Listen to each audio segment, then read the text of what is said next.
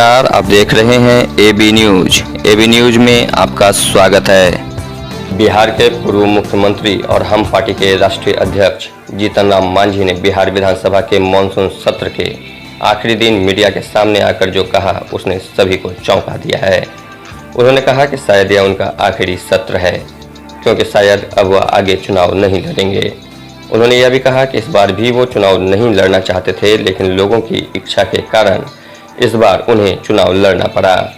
आपको बता दें कि मांझी हम पार्टी के राष्ट्रीय अध्यक्ष भी हैं, जिस कारण ऐसी बातों के सामने निकलकर आने के बाद अब बिहार के राजनीतिक बाजार में लोगों को कैसा नज़ारा देखने को मिलता है यह तो वक्त ही बताएगा। Special desk report. सत्र के बारे में जैसा आप लोग पहले से बोल रहे थे, हंगामेदार रहेगा। सत्र इतना शांतिपूर्वक बढ़िया से चला, पक्ष और विपक्ष दोनों सहयोग से काम लिए। थोड़ा नोक झोंक होता है, वो स्वाभाविक भी है, इसलिए इस सत्र बहुत सक्सेसफुल हुआ और अच्छे मुद्दों पर विचार हुआ और अच्छे अधिनियम भी पास हुए। इसलिए इसको कह सकते हैं बहुत सफलतम सेशन में से रहा है। जातीय जनगणना तो हम लोग बहुत पहले से कर रहे हैं कि जातीय जनगणना होनी ही चाहिए। ये शेड्यूल कास्ट और शेड्यूल ट्राइब्स के बारे में भारत सरकार के मंत्री पार्लियामेंट में बोले थे। उस दिन ही मेरा रिएक्शन था कि सिर्फ शेड्यूल कास्ट और शेड्यूल ट्राइब्स के जनगणना से काम नहीं चलेगा, बल्कि सभी वर्गों की जनगणना, जातीय जनगणना होनी चाहिए। ये हम लोग शुरू से बोल रहे हैं, हमारी पार्टी का भी यही लक्ष्य भी है। बीजेपी कह रही है जातीय जनगणना नहीं, गरीबों की गणना होनी चाहिए। काफी भावुक नजर आया, तो क्या आपने फैसला ले लिया कि अब आप चुनाव नहीं लड़ेंगे?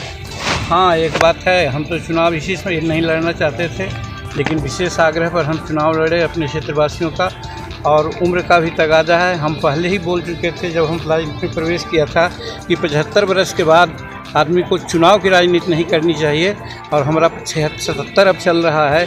इसीलिए इस चुनाव में जब हमारा 76 हो गया था तो हम नहीं लड़ रहे थे, लेकिन बहुत आग्रह हुआ, बहुत तरह की बात हुई तो हमको लड़ना पड़ा। इसीलिए हमने कहा है कि यह 34 वर्ष उधर हुआ और इधर 5 वर्ष और 39 वर्ष का ये होगा। ये मेरा शायद लास्ट सत्र है, इसीलिए उस दिन हमने ऐसा कहा था। गरीबों की जनगणना तो कहने का मतलब है कि गरीब तो सब जातियों में है, सब जाति में गरीब हैं, तो उस जाति की जनगणना कर देने में क्या है। और दूसरी बात, हमारे संविधान में जो आरक्षण का वेश है वो है कि जिसकी जितनी जनसंख्या भारी मिलेगी उसको उतनी हिस्सेदारी।